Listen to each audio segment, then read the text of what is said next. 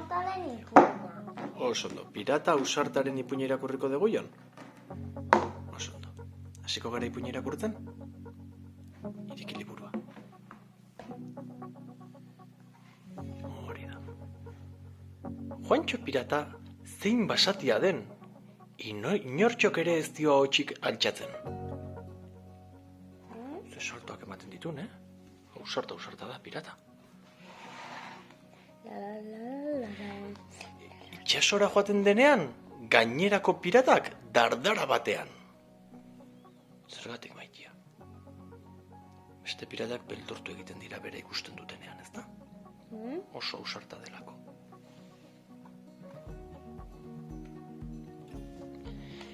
Bere bergantin handiaren barrenean, izurdea dirudi saltoka olatuen gainean. Usten dezu txalupak ze saltoak ematen ditun? Bai. Bai, ez da? Eta soka batetik ziltziliko baten da. Badauka urre trinkozko ezpata, eta trikuaren antzera egiten du sasta. Zer egin ezpatarekin hor piratak? Ez dakit. Ez? Zertan ari da ezpatarekin. Ipurdia pintxatu dio pirata gaizto bati, ezta? Todos a bailar. Hau zein da?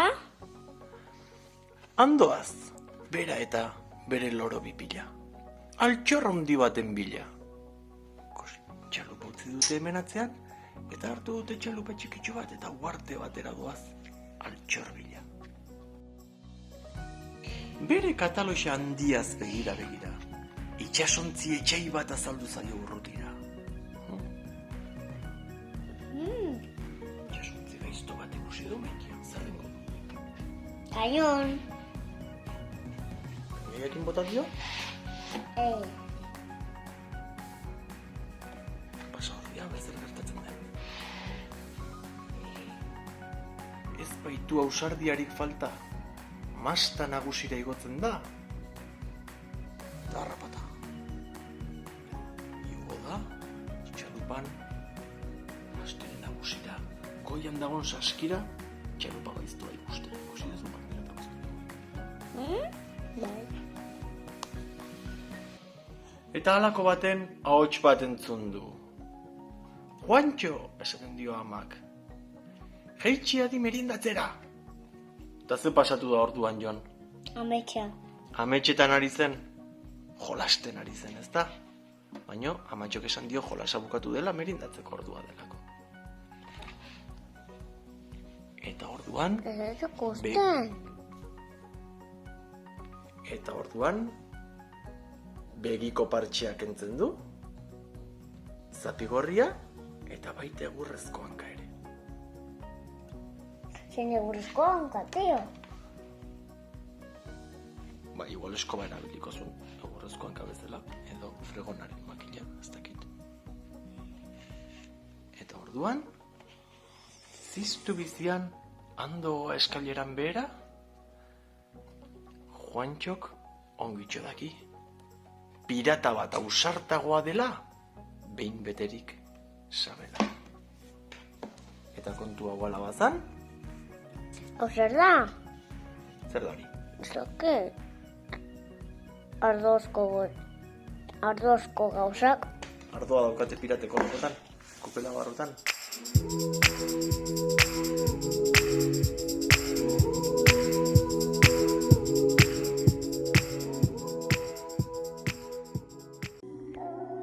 Kaixo, nik Silas naiz. Kaixo, nik Ransom naiz. Eta orain ikusiko dugu hiru txerikumeak. Here we go. 3 pigs came to town one day, and they said to each other, "What a nice place to stay." They each made their plans with remarkable speed, and they went out to look for the things they would need. The first little pig built a house made of straw. He thatched and he thatched till he couldn't no more. He worked every day till his trotters were sore. Then early one evening came a knock on the door. Little pig, let me in. Not by the hair on my chinny chin chin. Then I'll huff and I'll puff and I'll blow your house in. No, Mr. Wolf, I will not let you in. So he huffed, he puffed, he huffed and he puffed.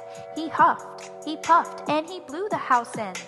He huffed, he puffed, he huffed and he puffed. He huffed, he puffed, and he blew the house in. The second little pig built a house made of sticks. He paid close attention to the little bitty bits, with curtains on the windows and carpet on the floor. Then early one evening came a knock on the door. Little pig, let me in. Not by the hair on my chinny chin chin. Then I'll huff and I'll puff and I'll blow your house in. No, Mr. Wolf, I will not let you in. So he huffed, he puffed, he huffed and he puffed. He huffed, he puffed, and he blew the house in. He huffed, he puffed, he huffed and he puffed. He huffed, he puffed, and he blew the house in. The third little pig built a house made of bricks, for these would be stronger than straw or than sticks. He painted the ceiling, he painted the walls, and early one evening came a knock on the door. Little pig, let me in.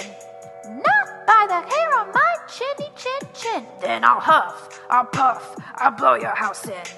No, Mr. Wolf, I will not let you in. So he huffed, he puffed, he huffed and he puffed. He huffed, he puffed, and it didn't blow in. He huffed, he puffed, he huffed and he puffed.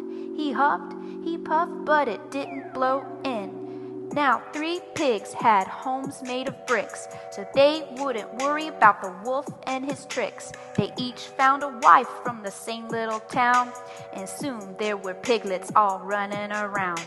He huffed, he puffed, he huffed and he puffed. Yo, he huffed, he puffed, he huffed and he puffed. He huffed, he puffed, he huffed and he puffed. He huffed, he puffed, he huffed and he puffed.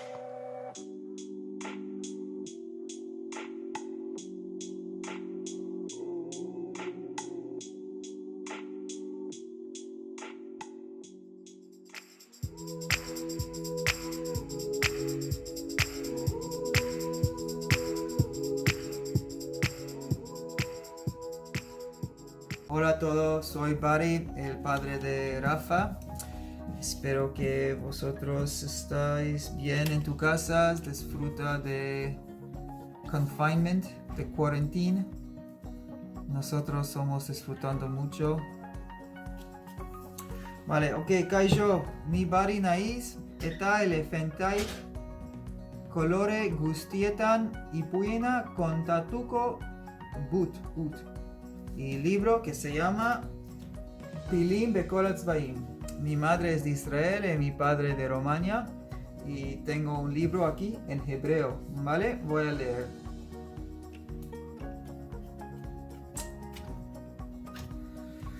פיל מרקד ויוצא במחול, חלמתי על פיל בצבע כחול.